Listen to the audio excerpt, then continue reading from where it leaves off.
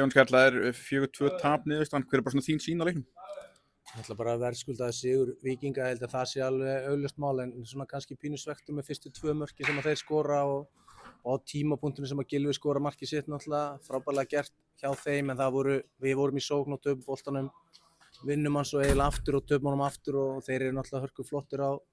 transitioninu og Gylfi sýndi náttúrulega ekkert eðlilega mikinn karakter og vilja og gæði í að vera fyrstur að skila sér þarna á vítapunktinn, hleypur framhjá tveimur miðjumönnunum hjá mér sko og kemur sér í þessa stöðu og kemur þeim í 2-1 og það var alveg svona svolítið högg að vera ekki þá bara allavega með 1-1 stöðuna í hálfleik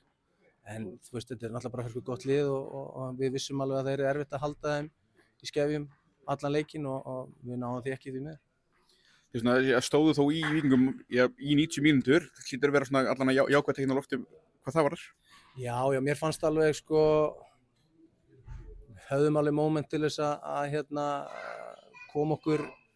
í það náttúrulega að jafna leikinn, fannst mér alveg vera momentið þess hjá okkur og voru svo samt sem áður kannski farnir að taka fullt mikið að sénsum undir lokin þegar þeir skora 4. markið en það var náttúrulega jákvætt að minnka munin í 3-2 og þú veist, við vorum alveg að fá einhverja stöður sem að hefðu kannski geta fallið með okkur en 3. markið þeirra þú veist, þó að þeir séu fullir að gæðum og eitthvað þá er náttúrulega hann sem mikill heppni stimpill yfir því markið, þruma á markið einhvern veginn á magana þeirra leikmanni og fellur bara beint fyrir framan Gunnar og skora það náttúrulega mark líka skilur þannig að það er svona, þetta fjall með þeim en auðvitað í þessu marki fjalla með þeim en þeir voru bara mjög góðir en við sýndum mikið karakter og vorum að reyna að spila, vorum að reyna að pressa þá og margt ansi jákvætt bara í okkar frammistöðu. Svona gerir skiptingu í hálfleik, það Gils Gíslason kemur meðal annars inn á, hann svona Víkingar átti í smá vandræði með hraða hans í leiknum og svona hann kom svona með líflega innkomu. Já, algjörlega, Gils er náttúrulega frábær, búinn að vera bara óheppinn að vera svolítið meiddur núna í smá tíma en hann að koma sér tilbaka og frábær innkoma hjá honum og þeir réðu bara valla við hann.